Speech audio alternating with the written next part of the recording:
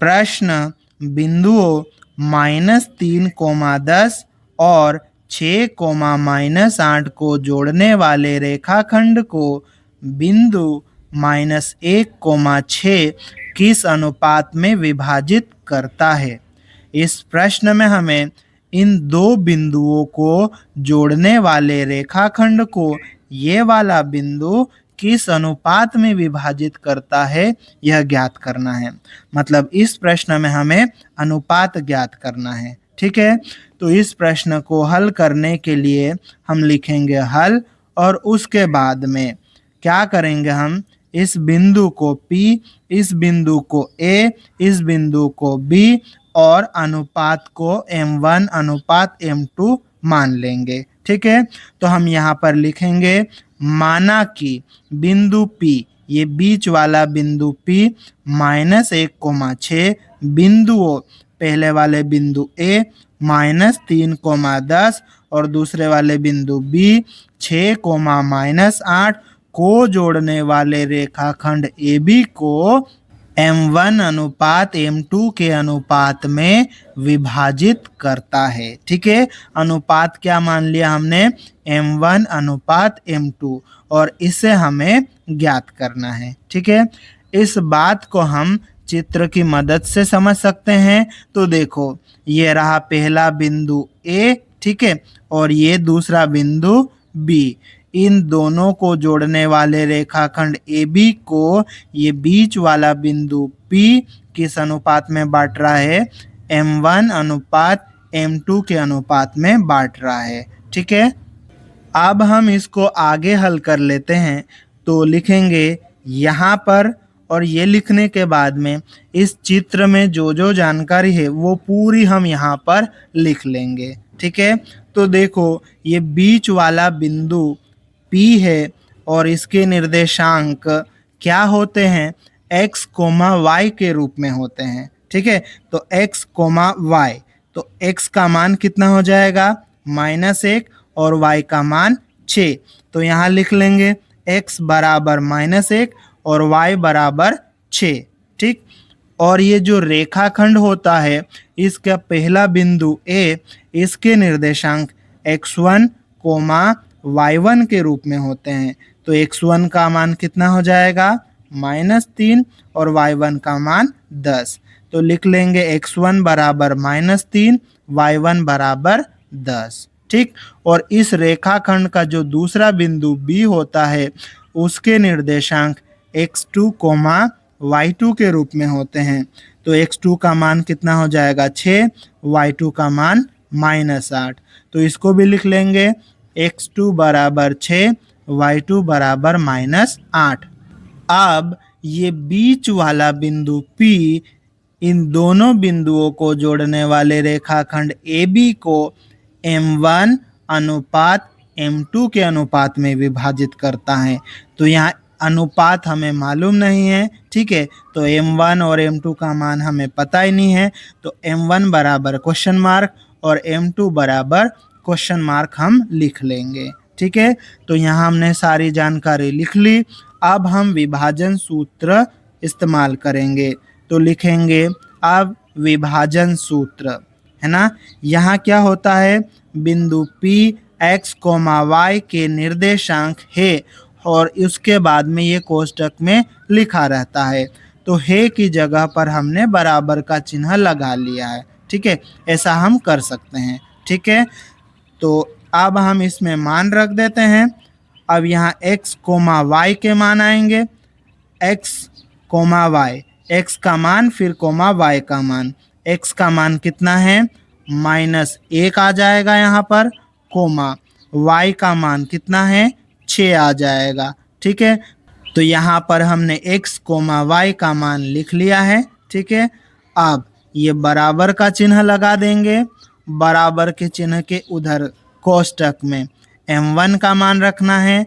M1 का मान हमारे पास में नहीं है, तो M1 की जगह M1 आ जाएगा, फिर गुणित, फिर x2 का मान रखना है। x2 का मान देखो हमारे पास में कितना है, 6, तो यहाँ 6 आ जाएगा, प्लस फिर M2 का मान नहीं है, तो ये M2 आ जाएगा। ये चिपका हुआ है मतलब गुणा में है, ठीक।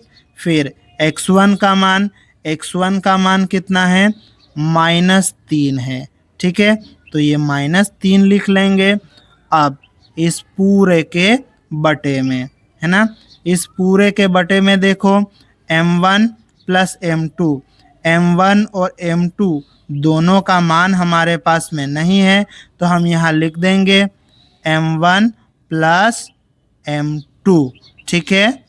अब ये इधर वाला हो गया, यहाँ पर हम कोमा लगा देंगे। कोमा लगाने के बाद में इधर वाले को सोल्व करना है।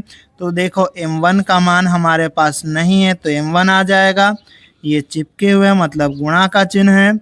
y2 का मान कितना है, -8, इसको हम लिख देंगे, प्लस m2 का मान नहीं है तो m2 आ जाएगा, फिर चिपके हुए तो गुणा लगा दिया। y1 का मान कितना है, 10, ठीक है, तो हमने इसको लिख दिया। अब इस पूरे के बटे में क्या आ जाएगा, m1 प्लस m2। यहाँ पर हमने सूत्र में मान रख दिया है। अब हम इसको आगे हल कर लेते हैं। तो ये बराबर का चिन्ह लगाएंगे, बराबर के चिन्ह के इधर -1, 6 ये चलता ही रहेगा। इधर वाले को हम हल कर लेते हैं, ठीक है। तो m1 का गुणा 6 से करेंगे तो 6m1 हो जाएगा। फिर m2 का गुणा -3 से करेंगे तो -3m2 हो जाएगा। और इस पूरे के बटे में क्या हो जाएगा, m1 प्लस m2, ठीक है। फिर यहाँ कोमा लगा देंगे हम, ठीक है। अब देखो m1 का गुणा -8 से करेंगे तो -8m1 हो जाएगा, प्लस m2 का गुणा 10 से करेंगे तो ये 10m2 हो जाएगा। और इस पूरे के बटे में क्या आएगा, m1 प्लस m2, ठीक है। और बराबर के इधर क्या है, -1, 6। अब देखो हमारे पास में ये और ज़्यादा हल नहीं होगा, ठीक है। यहाँ पर देखो इधर भी बिंदु के निर्देशांक है, इधर भी निर्देशांक है, और ये दोनों निर्देशांक बराबर है। तो ये शुरू वाला यानी कि x निर्देशांक और ये लास्ट वाला यानी कि y निर्देशांक एक दूसरे के बराबर होंगे, ठीक है। तो हम x निर्देशांकों को बराबर लिखकर हल करके m1 और m2 का मान निकाल सकते हैं, या फिर y निर्देशांकों को हम एक दूसरे के बराबर लिख के m1 और m2 का मान निकाल सकते हैं, है ना। दोनों में से किसी भी एक का हम इस्तेमाल कर सकते हैं। तो हम पहले वाले का इस्तेमाल करते हैं, x निर्देशांकों को बराबर लिख देते हैं। तो यहाँ पर अब x निर्देशांक इधर का -1, फिर बराबर का चिन्ह, इधर का x निर्देशांक 6m1 -3m2 और इस पूरे के बटे में m1 प्लस m2। अब इसको आगे हल कर लेते हैं। तो हम क्या करेंगे, ये बटे में m1 प्लस m2 है, इसका गुणा -1 से करेंगे, ठीक है।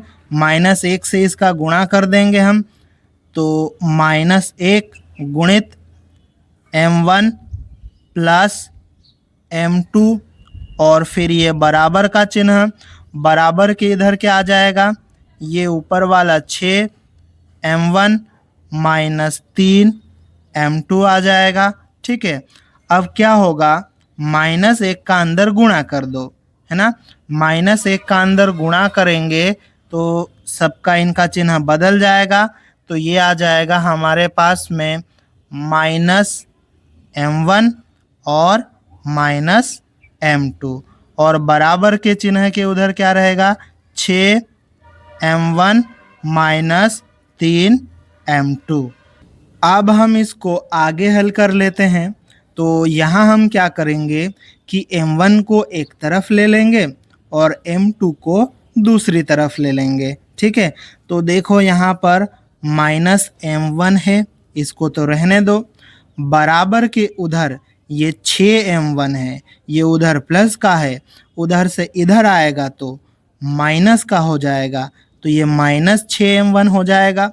फिर ये बराबर का चिन्ह, बराबर के उधर -3m2 पहले से ही है, ये m2 इधर माइनस का है, बराबर के उधर जाएगा तो प्लस का m2 हो जाएगा।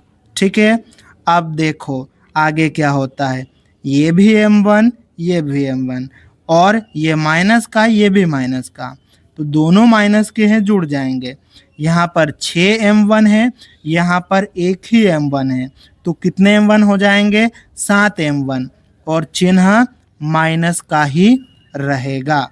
ठीक है, फिर ये बराबर का चिन्ह, बराबर के उधर यहाँ पर m2 है, यहाँ पर भी m2, ये माइनस का है, ये प्लस का है, घट जाएगा। ठीक है, तो ये -3m2 प्लस m2, 3m2 में से एक m2 घटाएंगे, कितने m2 बचेंगे, 2m2 बचेंगे, और कौन सा चिन्ह है, माइनस का है ना, माइनस की संख्या बड़ी है तो चिन्ह माइनस का यहाँ पर लग जाएगा। ठीक है, यहाँ पर हमें क्या करना है, m1 और m2 का अनुपात निकालना है। ठीक है, तो हम क्या करेंगे, देखो m1 के साथ में ये जो 7 है ना माइनस का, इसको हम बराबर के उधर भेजेंगे, और इस m2 को हम m1 के नीचे ले आएंगे। ठीक है, तो देखो हम यहाँ पर कैसे करने वाले हैं, ये आ जाएगा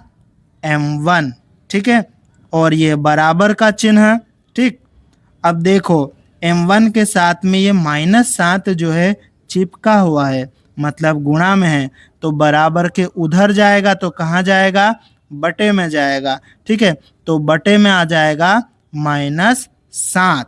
ठीक, अब यहाँ पर देखो बराबर के इधर ये -2 हम लिख लेंगे। ठीक है, -2 के साथ में m2 चिपका हुआ है, मतलब गुणा में है, इसको हम बराबर के उधर भेजेंगे m2 को, तो कहाँ जाएगा, बटे में चले जाएगा। ठीक है, तो बटे में किसके, m1 के बटे में चले जाएगा m2। ठीक है, तो m1 बटे m2 बराबर, यहाँ पर क्या है, -2 बटे -7, माइनस बटे में माइनस है ना, माइनस को माइनस से भाग देंगे, प्लस का चिन्ह आ जाएगा। ठीक है, तो ये बन जाएगा 2/7, तो m1 बटे m2 बराबर 2/7। इस बटे के चिन्ह को हम अनुपात के रूप में लिख सकते हैं, तो यहाँ पर m1 और बटे की जगह अनुपात लिख देंगे, और ये m2। ठीक है, फिर ये बराबर का चिन्ह, इनका चिन्ह बदल चुका है, ठीक, प्लस के हो गए, तो ये 2:7 आ जाएगा। ठीक है, इस तरह से m1 अनुपात m2 बराबर कितना हो जाएगा, 2:7। अतः अभिष्ट अनुपात 2:7 होगा, और यही हमारा उत्तर है। यदि आपको वीडियो पसंद आया हो तो वीडियो को लाइक करें और चैनल को सब्सक्राइब करें।